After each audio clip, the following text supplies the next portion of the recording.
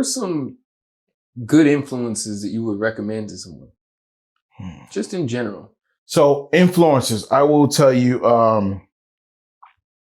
I've been following this one guy on YouTube, Stan Banks, side hustle, t-shirt hustle, side hustle, something like that. He dropped tons of gems on things that resonated with me. What kind of topics? Like he would talk about, how to target your market audience. He talked about how to resource products. He gave pros and cons about some of the products he did, which one of the things I will tell you, which was difficult for me and still is to this day, people gatekeep. They take information, they hold on to it, they gatekeep, they don't want to share it.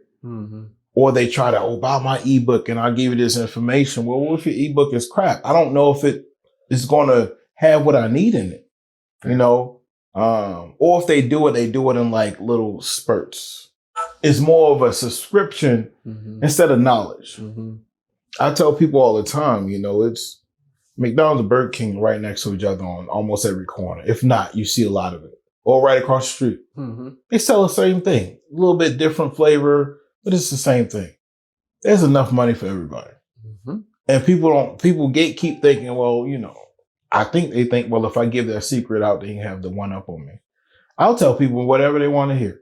Right. I mean, if you could do it as good as me, hey, have at it. You might be able to give me some knowledge that I never even thought about, But like I said, Stan Banks is one of them. He shares a lot of his information for free. Another influencer that I follow is Hungry Munch. I'm going into DTF now, so he's somebody I follow. Assets over liabilities. They're a big company. I know it's not their names. It's the two black guys that I follow them a lot. So like my world is centered around what I love to do. So I try not to be distracted. That's one of the things. That's my influence. My daily influence comes from just natural days. Like you and I talking, you might say something, I might say something that I like, and I'm like, oh, that's an idea. Boom. Let me go home and freak a design real quick and see how I like that. And then I'll push it out to like my daughter and my children. They'll be like, Dad, that's stupid. That doesn't work. So I'll take feedback before I, run some tests. Yeah. Run some tests. You know what I'm saying? If it's something my children will rock or something, I got a little design group that I feed a lot of info to them and they give me info back. It's a village. Yeah. Community. So yeah, it has to be. Absolutely. So what's an example of a design that never really made it? Man, it was one of my babies too. It was, I had a design and it was a black guy and he had his eyes covered and his mouth taped. And it had, it talked about speaking my pain and seeing my pain. It was powerful. And it was during that time frame of, Black Lives Matter. And I mean, I had it all dialed up. And it didn't hit the way I wanted to do. I still got the design. But like I told you, repurpose and rebrand. It's going to come out. It might be a limited edition. You know what I'm saying? But at that time, it was so much division that it didn't hit the way I wanted it to hit. So when I made it, the response I got, I was like, okay, it's not the divide. It's awareness. And that's and during that time frame, it was a lot of division. So that one did not come to fruition like I wanted it to. I also did a youth, like a toddler clothing version where I did like a cartoon version of Demarciano. Still got it. And it didn't hit like I want. So sometimes when it don't hit, I got to go back to the lab. Okay. The design is nice. I love the design, but maybe the way I branded it at the time, maybe the articles of clothing I put it on, maybe the color choices. It's the palette, the colorway. So it's a couple things that I go back and I keep going back and refiltering it, resurfing it, recycling it until it hit. So that was one or two.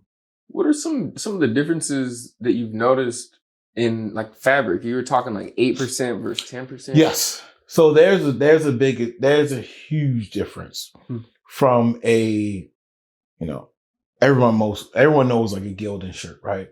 But you got like a Gildan 5000, 5001, you got a Gildan 6400, you got a Gildan soft style, you got a Bella Canvas 3000 and C1, you got a Bella Canvas Universex, you got a American Apparel, you got a Next Level, you got a New Jersey, you got a Maker. It's so much. People usually see Under Armour and they're like, oh, I want an Under Armour shirt, right? And I tell them Under Armour don't make their own shirts. They brand them. So I can get you a moisture wicking polyester workout shirt, but it won't have a certain brand on it. Some people don't understand that. But you have to know the difference. Like when I have some of my lady customers and they come in and I'm like, all right, what do you want? Do you want a box look? Do you want a crop look? Do you want a long bell bottom tight tee? Do you want a tapered in the rib cage? Do you want, so when they V-neck, when they talk to me and tell me what they're looking for, I already know in my head is what shirts. This one is this one. This one is this one. This one is this one. And then I let them, like at my store, I let them feel the material. Do you want 100% cotton? Do you want heavy cotton? Do you want soft style cotton? Do you want a cotton blend? So it legit, my customer service base that's separate from my actual clothing line is full service scale. Let's walk you through the process so that when you wear this, you have a more understanding than, hey, I just want to get a t-shirt. And by the way, I need it to be that price. Well, that price comes with the most basic tee I can give you. Or we can give you something with some substance that's going to last a little bit. Do you want it to shrink on the first wash? Or do you want it pre-shrunk? Do you want it to last a little bit? Some people, they come in and they have that set. Well, I got it from this and I got that price. Okay. Either I can work with that price or there's no way I can get you that price. Right.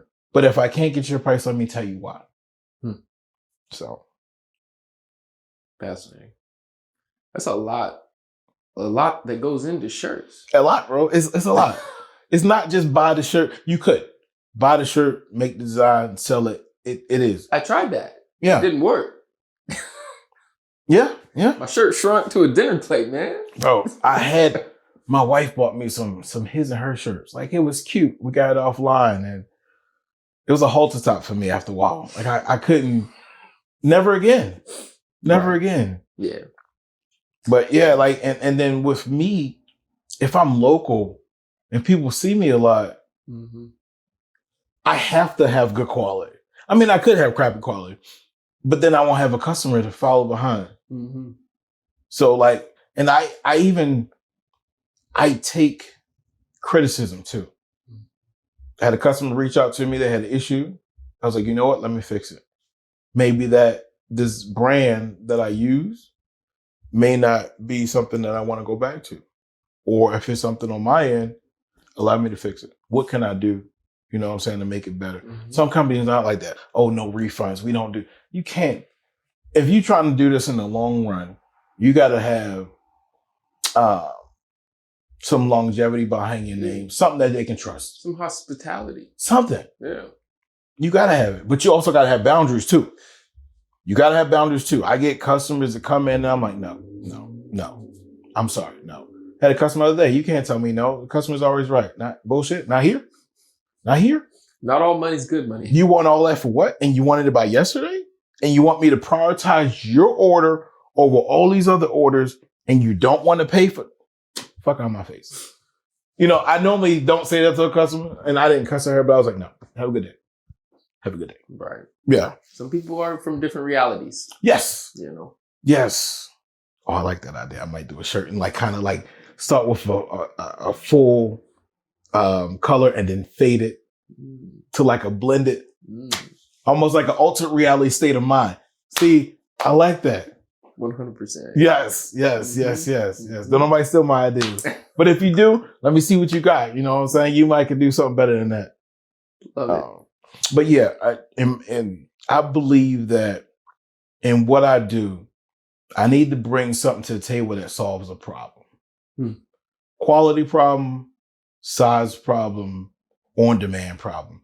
Now, on-demand is not as much of a problem as it was before, but on-demand in quantity seems to be one of the issues. So people are like, oh, do I got to buy a minimum of 10 just to get you? No, we can do one of one. We can do one of one for you. Now, if you do 10, then you know what I'm saying, let's talk. But if you just want the one to see how things go for you, got it. But I understand why some people have minimum requirements. I get it.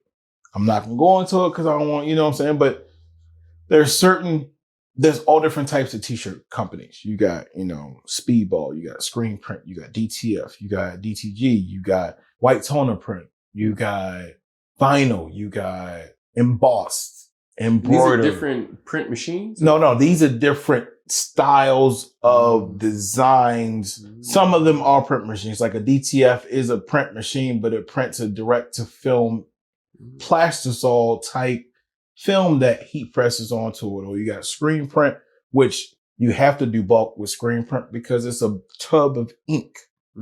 So unless you satisfy that minimum requirement of one print for a Screen Print costs the supplier more money than it is for your $10, $15, $20 shirt. Right. Because they got to make a print. They got to make a screen. They got to burn a screen.